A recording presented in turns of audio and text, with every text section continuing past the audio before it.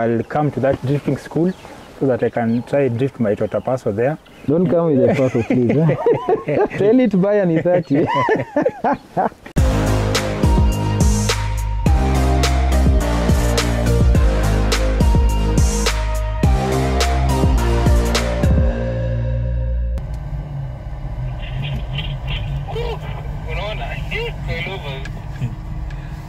Very stiff. Yep. I don't want to. I want to control the fishtail. You know, if it's very soft or too hard, it becomes a problem to control. I might end up in Amtaro. You know, if it's there. I have one problem. I have rear wheel steering, so I need to put a bar to control that also. Remember, I swapped R34 rear and front and everything except the front suspension. R34 is rear wheel steering. All the GTR also are rear wheel steering. All the Skylines, GTS is a rear wheel steering. Actually, there's a computer and a pump, a steering pump in the back, which I deleted. So I'm only left with the steering component.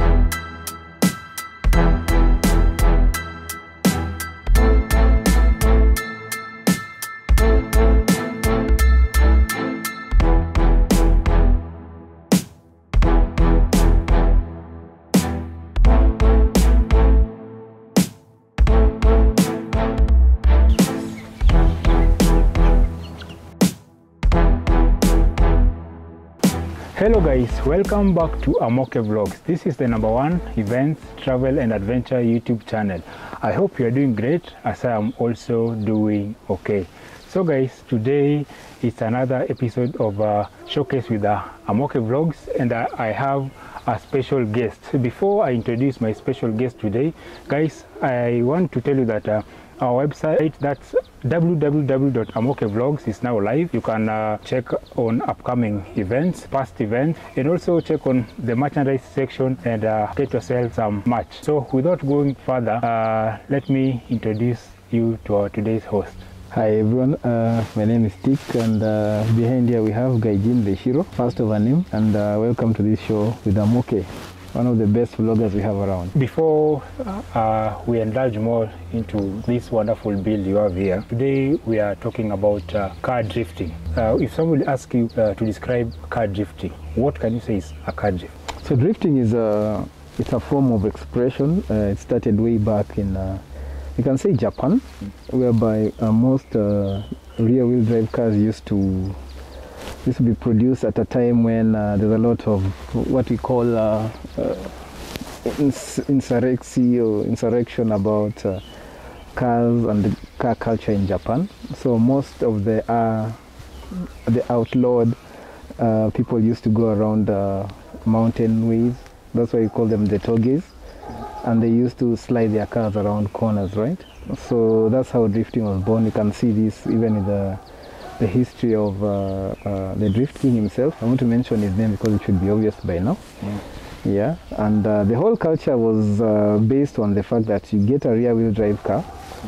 You modify it a bit here and there, but the car should be able to slide.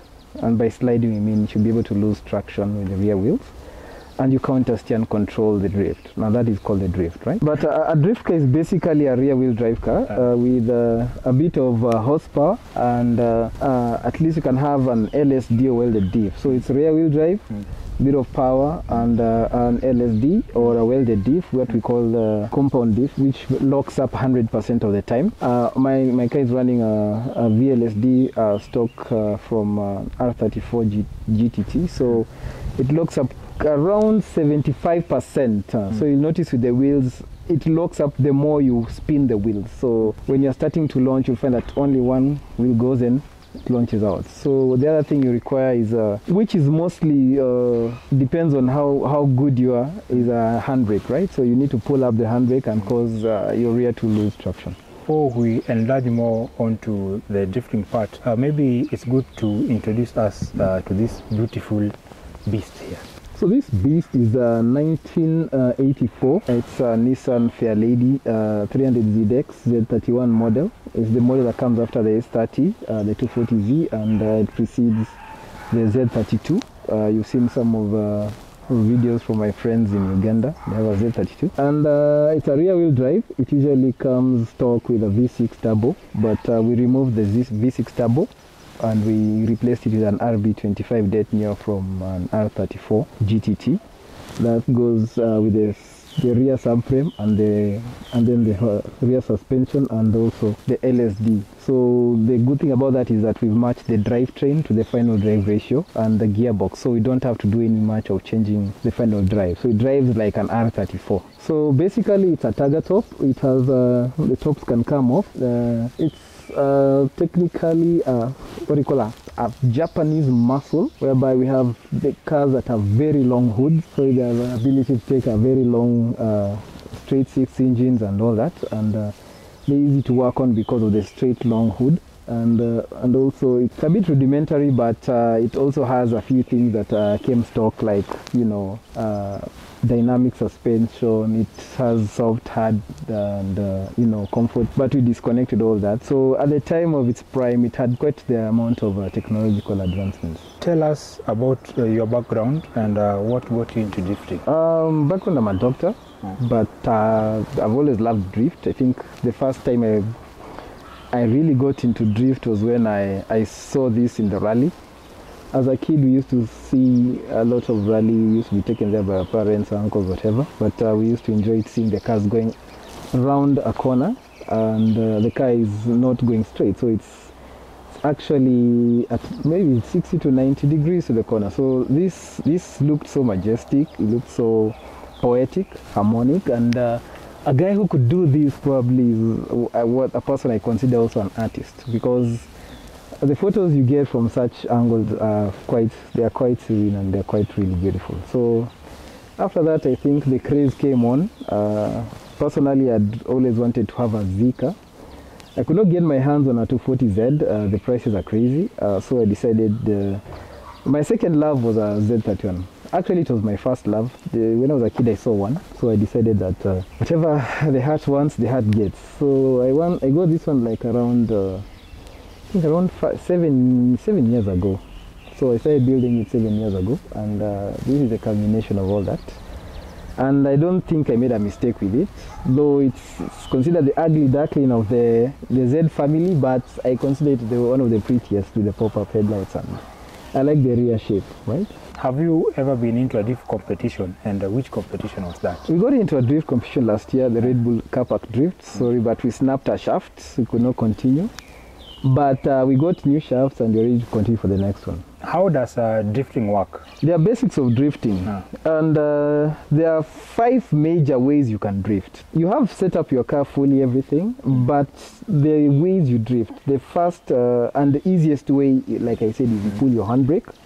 And the handbrake one is done by almost everyone. But then there is we have the Japanese style, and the Japanese style is it's slightly akin to what we call power over, but it's like a merge of the two, right?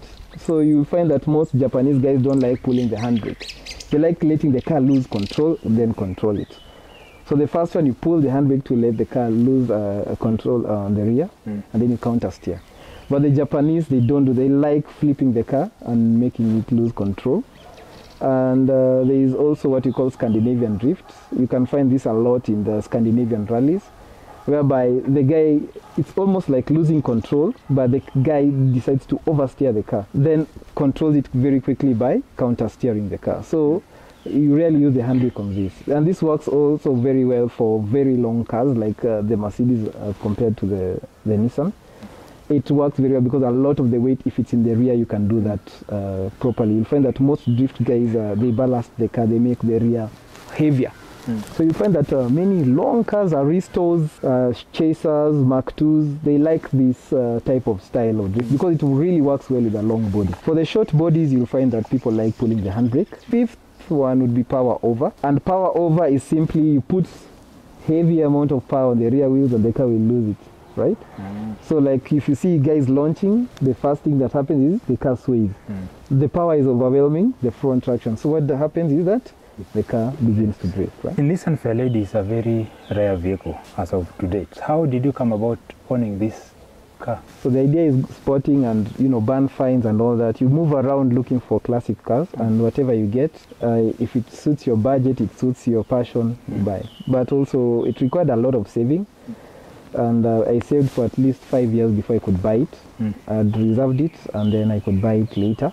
And took another like 3 or 4 years to start even working on it.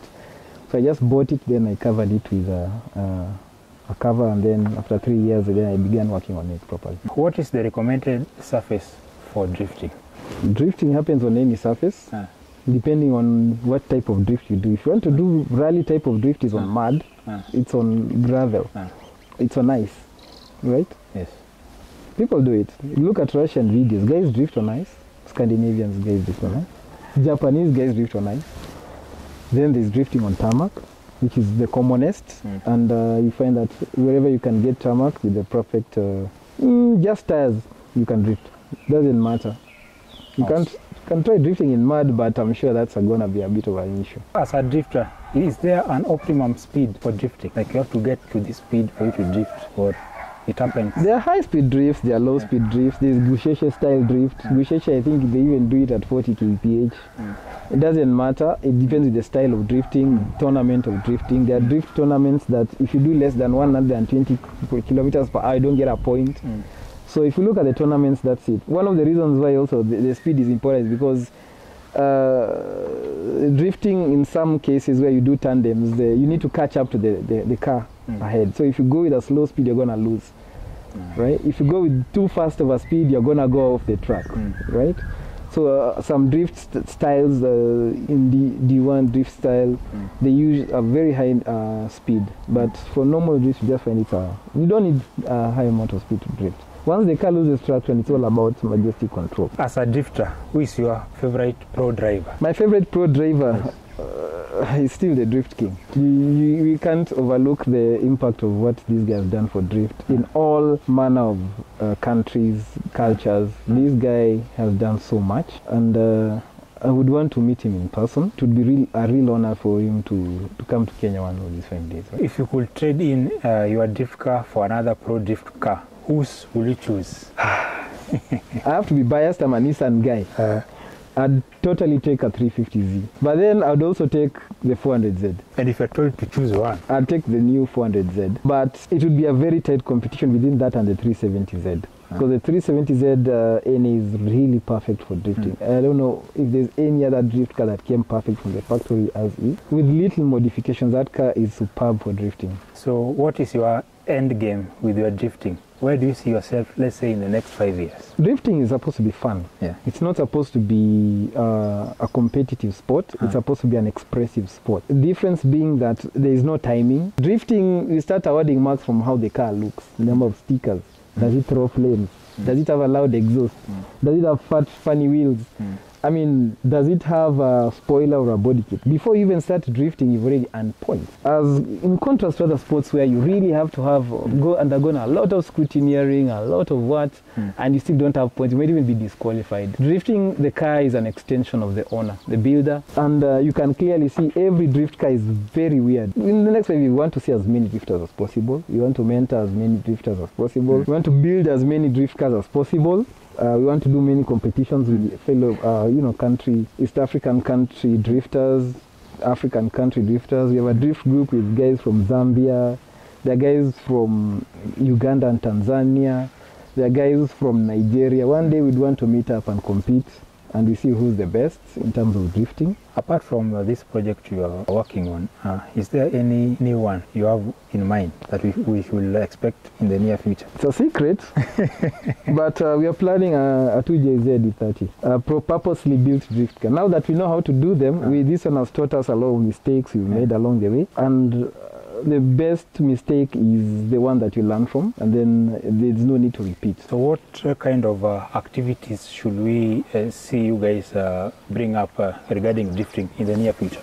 We expect to have at least a drift school and a drift practice week. With time we should have a proper schedule if all goes well, God willing, and this will allow most of the drifters to come out of the woodwork, and also we'll be able to influence the future of drifting, the young guys and all that with drifting. In case somebody needs to find you online, maybe they want to learn more about drifting, they want to learn more about how someone can build a drift car, how can they get you? They can get me on my Instagram, TikTok, Twitter. They can get me on Facebook, Wabaki. They can also follow my actual racing team, Valkyries Racing. Wabaki, thank you very much for your time, guys. I will leave his social media handles down on the description section. So if you need to ask any further questions, you can go check them out. Remember, drifting is considered dangerous and illegal on public streets. So when you want to drift, do not go onto a public road and start drifting because you saw your hero like Wabaki here drifting. He does them on private roads and when it's safe. Also remember there is some potential mechanical damage to your car, so you need to be prepared cash wise when you start drifting, because you can easily break your shaft, also wear out your tires. Finally, always practice where you are permitted. Anyway, Wabaki, thank you very much for your time. Thank you. And I hope even myself I'll come to that drifting school so that I can try drift my Toyota Passo there. Don't come with a photo, please. Tell it to buy an E30. Remember to go online and check out Wabaki on social media. It's called Valkyries Racing. Valkyries Racing on IG, on Instagram and Facebook. And show him some love. Remember to attend the upcoming events and also the Drift Academy that's coming up. So that's all for today. Always remember to leave a like, leave a comment, share, and subscribe to Amoke Vlogs. See you on the next event.